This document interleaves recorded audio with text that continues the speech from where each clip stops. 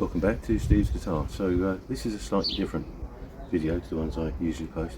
This is about guitar building. I build a few guitars a year. This year I've got quite a few to build actually, and I'm currently working on some Telecasters. I've got 3 or 4 of these to build. This is going to be a pink one. The only reason I thought I'd do a video is that my guitar building is somewhat unconventional. So my templates are made of cardboard and I have to redo those quite regularly, and these are templates taken from my old hand-built Telecaster that's 20 odd years old now. Also, because of that, I'm not routing these out, and I'm not routing out the holes. I cut them out with a conventional jigsaw. I don't put them through a router at all to get the shape. I literally just sand them, get them where I want, and all of these holes are done with a drill. So I drill down to a preset depth, I take out the excess material with a chisel, and then I use a Dremel with a drum sander to tidy the whole thing up. So if you ever strip one of these down, it looks like all the other factory produced guitars. The difference is, because of that, everything I make is slightly different. They're all unique. They're not all just stamped out like a lot of the brands. So you'll have a slightly different shape to the body. You might find slightly different positions for things, but on the whole, they're as authentic as I can do it, but maintaining that little bit of hand-built magic. So I'll just cut to a little bit of footage of some of the ridiculous things that I have to do to get to this point. This one is now sanded and sealed, ready for painting. You'll have another sand in between, and then it will be lacquered, and this is going to be a gloss finish. The next one on the queue, so this is pink. The next one's pearlised lilac.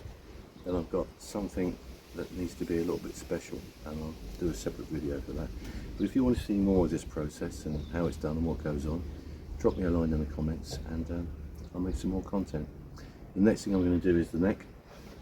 This particular neck, I bought this as a ready-made neck, and it just had like a huge wooden paddle on the top, which I've cut to the shape of my template and obviously drilled to take the machine heads. I've used them before, they're pretty good.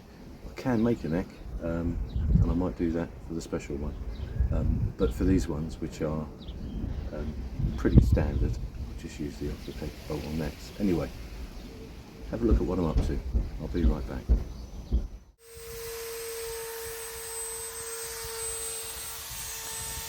So I'm starting back to front. This is the finished body, and then I'll just go through the process. And as I've said, they're hand built, and I do try to keep things as hand built as I can. And the idea of drilling out, using a chisel, and then the Dremel afterwards to tidy up, just sort of seems to fit with that whole idea. I do own a router. I own several actually, and I'm sat right next to them. And I've got the various bits that are required. I could easily buy a template and probably cut this process down by a lot. But this is just the way I like to do it. I'm not saying that you should do it this way. I'll do it. Anyway, I'll voice over the rest of this and try not to pop back up too often.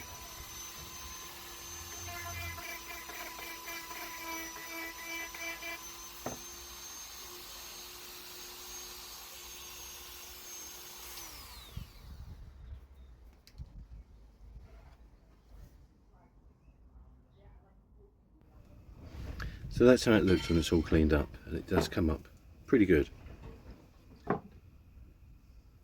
Now, just going to go around and take out some machine marks I saw while I was doing the rest.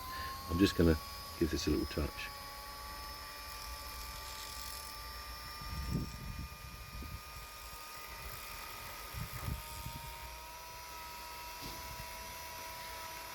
So you can see it's quite a labour intensive process in a roundabout kind of way. Well, I'm still using power tools, but I still sort of feel like I'm doing things in a more traditional, if not conventional way. The idea to do this was born out of the fact that I didn't have tools to do it any other way at the start. So it's just really evolved from that. And now I do it that way. I just sort of kind of stick with it. There are times, quite frequently, when I think I need to get the router out and do what needs to be done. But I don't generally. I usually persevere and get things sorted out. Taking advantage of the nice weather and working outside. Today it's a dusty process, and it's the only chance we get to catch a little bit of sun.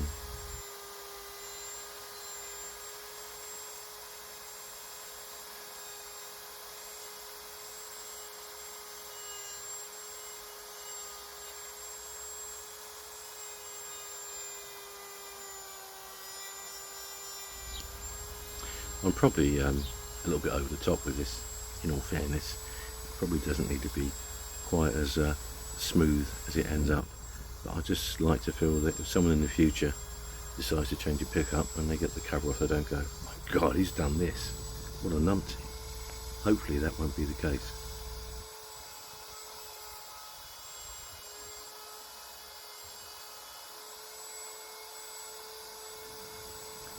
Well, I'm afraid it's quite a long process, and I have edited this down a little bit as well. I think maybe overhead camera and a little bit more information about what's going on would make this into a better video or video series. If you like the sound of that, let me know. Time to speed things up a bit, I think.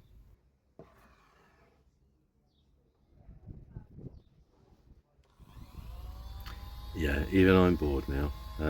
Let's speed things up and get this out of the way.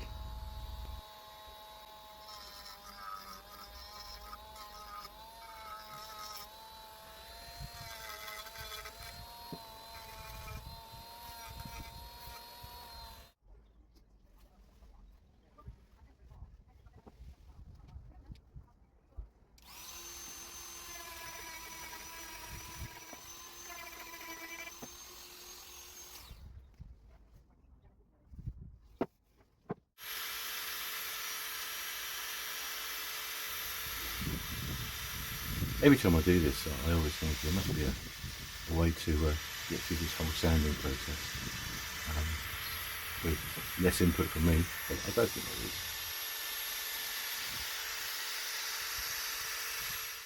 Well, that's pretty much it for this time round. Got a bit monotonous, didn't it? If you want to see more, probably with different camera angles, make it more interesting, show you a bit more what's going on. Say so in the comments. I'll make something that's a bit more informative. It's really just to inform, entertain. I'm not trying to teach anybody anything. I'm just trying to give you some ideas. Anyway, I'm going to go and do some proper work now. So I'll see you all again soon. Bye for now.